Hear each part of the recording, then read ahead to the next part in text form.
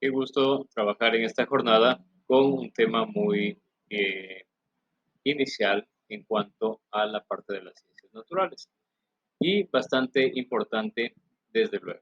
El sol como fuente de vida. El sol como fuente de vida nos acompaña en todos los procesos bióticos y abióticos que engloba a la naturaleza. Estos factores son muy dependientes del sol como fuente de vida, ya que se nutre de esa energía que el sol nos proporciona. Por consiguiente, el sol ayuda a que estos procesos sean tanto beneficiosos para el ser humano como para toda una cadena trófica que podría existir para el efecto del desarrollo de la vida. Influencia del sol, con un factor biótico y con un factor abiótico. Pero primero, ¿qué es esto del factor biótico?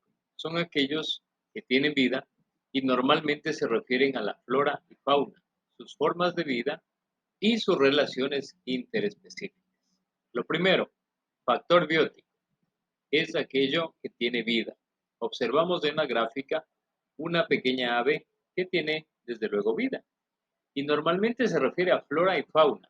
Flora, que nos habla por parte de la vegetación, y la fauna por parte de las especies silvestres o de los animales, y sus formas de vida que tienen relación interespecífica, es decir, se acompañan o se benefician la una de la otra. Y por consiguiente también la influencia de uno como fuente de vida es importante.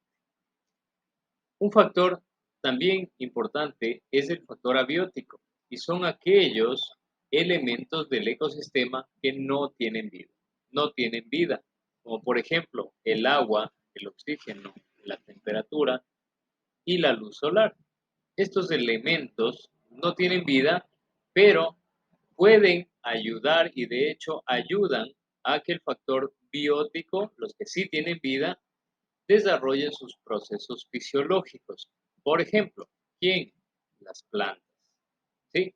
¿Qué es esto de las plantas? Nosotros lo conocemos de nuestras plantitas, pero decimos que son organismos vivos que crecen sin poder moverse. En especial, el que crece fijado al suelo y se nutre de las sales minerales y del anhídrido carbónico. Mire, nuevamente tenemos la parte biótica y abiótica y la influencia del sol sobre ellas. La parte biótica, las plantas, porque tiene vida. La parte abiótica, aquella que no tiene vida, como el suelo, los nutrientes y este gas llamado anhídrido carbónico que las plantas lo toman y procesan oxígeno. Las plantas también se benefician, desde luego, por las partes principales que ella tiene. Se nutre desde una raíz, toma esa savia que nos brinda el suelo, el factor abiótico, sube por el tallo, se procesa dentro de las hojas y nos produce flores y frutos. Estos elementos se van interactuando. Aquí tenemos un claro ejemplo de lo que era o lo que nos mencionaban con la interacción de los factores. Pero ¿cuáles son específicamente o puntualmente las funciones de las plantas? Las plantas nos proporcionan alimentos, medicina, madera, combustibles y fibra. Además, brindan un cobijo a multitud de otros seres vivos.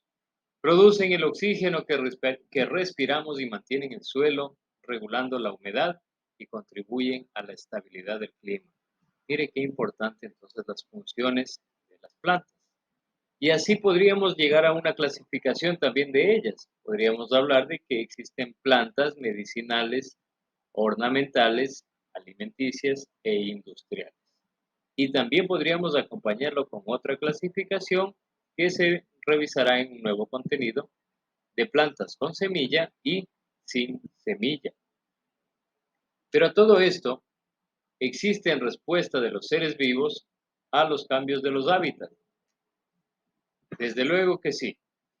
Si alteramos los hábitats, ¿qué son los hábitats? Son los lugares o los medios, el medio físico donde ocupan cada uno de estos animalitos. Y estos seres vivos se quedan sin hogar y alimento y se ven obligados a desplazarse hacia otros entornos, hacia otros hábitats.